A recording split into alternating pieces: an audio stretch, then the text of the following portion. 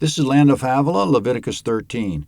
Still on the theme of clean and unclean, Yahweh will now address skin disorders. Verse 1. Yahweh spoke to Moses and to Aaron, saying, When a man shall have a rising in his body's skin, or a scab, or a bright spot, and it becomes in the skin of his body the plague of leprosy, then he shall be brought to Aaron the priest, or to one of his sons, the priests. Comment in verse 1, Yahweh speaking to Moses and Aaron. In verse 2, Yahweh uses the Hebrew word sara'ath, which is translated leprosy. The rendering of sara'ath into leprosy goes back at least to the Wycliffe translation of 1382. Almost all the English translations since then followed Wycliffe in calling it leprosy, but that's not accurate. When we hear the word leprosy today, we think of Hansen's disease, which is a disfiguring, infectious disease rare in the Western world, caused by two specific bacteria. But in this chapter, Yahweh defines sara'ath for himself so that we positively know that leprosy is a poor translation. By Yahweh's descriptions of it, it's any skin disorder that has one of several appearances. A person with it could have Hansen's disease, but he could also have many other skin disorders. So it's more like a broad category of skin diseases, including leprosy, but we'll have to keep calling it leprosy for now because that's what the World English Bible calls it, and almost all the translations. The NET Bible gets credit for not calling it leprosy, but, quote, a diseased infection, end quote. However, sara'ath wasn't necessarily an infection. The thing that made it sara'ath and not something else is that it had one of the several appearances that Yahweh describes in this chapter. In verse 2, when a person has a suspicious place on his skin, he should come to the priest for exam, coming up the criteria for establishing the diagnosis of sara'ath. It's a long section and quite complicated because sara'ath evolves over time and has many forms. We'll read through all the diagnostic information, 43 verses of it, then what to do about it will come in a later section. Verse 3, And the priest shall examine the plague in the skin of the body. And if the hair in the plague is turned white, and the appearance of the plague is deeper than the body's skin, it's the plague of leprosy, and the priest shall examine him and pronounce him unclean. If the bright spot's white in the skin of his body, and its appearance isn't deeper than the skin, and its hair hasn't turned white, then the priest shall isolate the infected person for 7 days. The priest shall examine him on the 7th day, and behold, if in his eyes the plague is arrested, and the plague hasn't spread in the skin, then the priest shall isolate him for 7 more days. The priest shall examine him again on the 7th day, and behold, if the plague is faded, and the plague hasn't spread in the skin, then the priest shall pronounce him clean. It's a scab. He shall wash his clothes and be clean. But if the scab spreads on the skin after he's shown himself to the priest for his cleansing, he shall show himself to the priest again. The priest shall examine him, and behold, if the scab has spread on the skin, then the priest shall pronounce him unclean. It's leprosy. When the plague of leprosy is in a man, then he shall be brought to the priest, and the priest shall examine him. Behold, if there is a white rising in the skin, and it's turned the hair white, and there's raw flesh in the rising, it's a chronic leprosy in the skin of his body, and the priest shall pronounce him unclean. He shall not isolate him, for he's already unclean. If the leprosy breaks out all over the skin, and the leprosy covers all the skin of the infected person from his head even to his feet, as far as it appears to the priest, then the priest shall examine him, and behold, if the leprosy has covered all his flesh, he shall pronounce him clean of the plague. It's all turned white. He's clean. But whenever raw flesh appears in him, he shall be unclean. The priest shall examine the raw flesh and pronounce him unclean. The raw flesh is unclean. It's leprosy. Or if the raw flesh turns again and is changed to white, then he shall come to the priest, and the priest shall examine him, and behold, if the plague is turned white, then the priest shall pronounce him clean of the plague. He's clean. When the body has a boil on its skin and it's healed, and in the place of the boil there's a white rising or a bright spot, reddish white, then it shall be shown to the priest, and the priest shall examine it, and behold, if its appearance is lower than the skin, and its hairs turned white, then the priest shall pronounce him unclean. It's the plague of leprosy. It's broken out in the boil. But if the priest examines it, and behold, there are no white hairs in it, and it isn't deeper than the skin, but is dim, then the priest shall isolate him 7 days. If it spreads in the skin, then the priest shall pronounce him unclean. It's a plague. But if the bright spot stays in its place and hasn't spread, it's the scar from the boil, and the priest shall pronounce him clean. Or when the body has a burn from fire on its skin, and the raw flesh of the burn becomes a bright spot, reddish white or white, then the priest shall examine it, and behold, if the hair in the bright spot is turned white, and its appearance is deeper than the skin, it's leprosy. It's broken out in the burning, and the priest shall pronounce him unclean. It's the plague of leprosy. But if the priest examines it, and behold, there's no white hair in the bright spot, and it isn't lower than the skin, but is faded, then the priest shall isolate him 7 days. The priest shall examine him on the 7th day. If it's spread in the skin, then the priest shall pronounce him unclean. It's the plague of leprosy.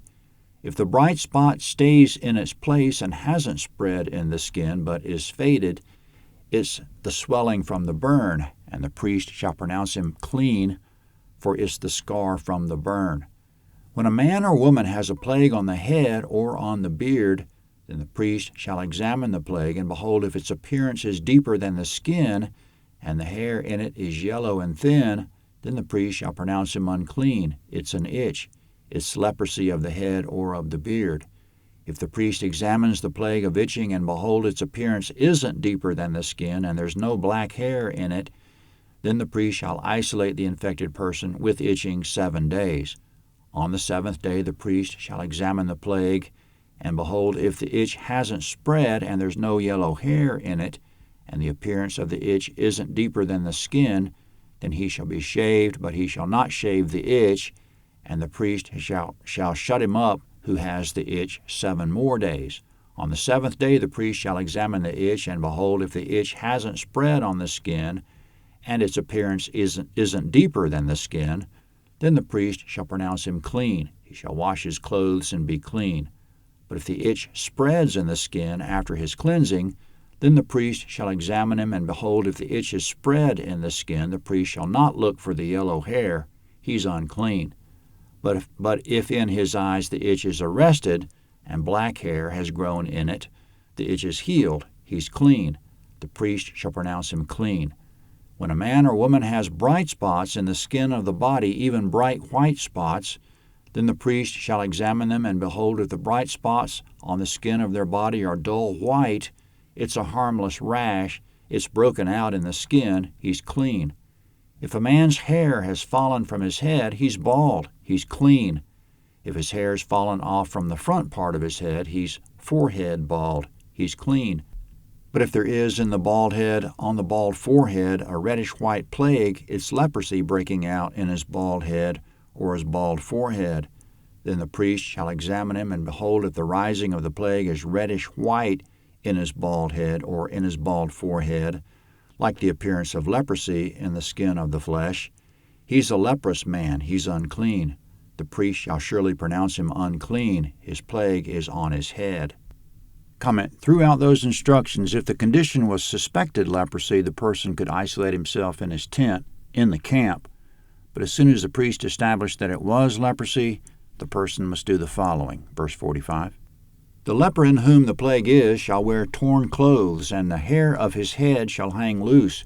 He shall cover his upper lip, and shall cry, Unclean, unclean. All the days in which the plague is in him he shall be unclean. He is unclean. He shall dwell alone. Outside of the camp shall be his dwelling. Comment: a person with leprosy had to live alone outside the camp, and if someone else approached, he had to warn them about his condition by crying out, Unclean, unclean. And he had to wear the uniform, so to speak, by letting his hair hang loose and tearing his clothes. Being ceremonially unclean only prevented a person from entering the gate of the court and partaking in meat from a sacrifice. But leprosy was beyond being ceremonially unclean. It was a state of being unfit for any social contact at all. It was control of contagion. Coming up, Sara'ath is also a condition of linen fabric, wool fabric, and items made of animal skin, so obviously the word leprosy is inadequate to describe it. If it's a spreading greenish or reddish discoloration in a fabric or skin, it's Sara'ath, and in addition, Yahweh further defines it as a destructive mildew. Also in the verses coming up, warp and woof are weaving terms. The warp are the threads that run lengthwise in a cloth, and the woof, W-O-O-F, are the threads that run crosswise going under and over the warp. Verse 47. The garment also that the plague of leprosy is in, whether it's a woolen garment or a linen garment, whether it's in warp or woof of linen or of wool, whether in a skin or in anything made of skin, if the plague is greenish or reddish in the garment or in the skin or in the warp or in the woof or in anything made of skin, it's the plague of leprosy and shall be shown to the priest. The priest shall examine the plague and isolate the plague 7 days. He shall examine the plague on the 7th day. If the plague is spread in the garment, either in the warp or in the woof or in the skin, whatever the skin is used for, the plague is a destructive mildew. It's unclean. He shall burn the garment, whether the warp or the woof, in wool or in linen, or anything of skin in which the plague is, for it's a destructive mildew. It shall be burned in the fire. If the priest examines it, and behold, the plague hasn't spread in the garment, either in the warp or in the woof or in anything of skin, then the priest shall command that they wash the thing in which the plague is, and he shall isolate it 7 more days. Then the priest shall examine it after the plague is washed, and behold, if the plague hasn't changed its color, and the plague hasn't spread, it's unclean, and you shall burn it in the fire. It's a mildewed spot, whether the bareness is inside or outside. If the priest looks, and behold, the plague has faded after it's washed, then he shall tear it out of the garment, or out of the skin, or out of the warp, or out of the woof. And if it appears again in the garment, either in the warp, or in the woof, or in anything of skin, it's spreading. You shall burn with fire that in which the plague is. The garment, either the warp or the woof, or whatever thing of skin it is, which you shall wash, if the plague has departed from them, then it shall be washed the 2nd time, and it will be clean. This is the law of the plague of mildew in a garment of wool or linen, either in the warp or the woof, or in anything of skin, to pronounce it clean or to pronounce it unclean. Comment: the idea behind this chapter is to, quote, treat people the same way you want them to treat you, for this is the law and the prophets, Matthew 7:12. Each of us is responsible before God to keep serious infections to ourselves. The picture of the leper being banished outside the camp with his clothes torn, his hair hanging down, covering his upper lip, crying out, "Unclean, unclean," maybe for life, is a picture of the eternal outer darkness which some will enter. Jesus said, quote, "Throw out the worthless slave into the outer darkness. In that place there will be weeping and gnashing of teeth." Matthew 25:30. There is a cure for sin. We should show ourselves to the priest Christ Jesus and beg to be made clean. Leviticus 14's next at landofhavilah.net.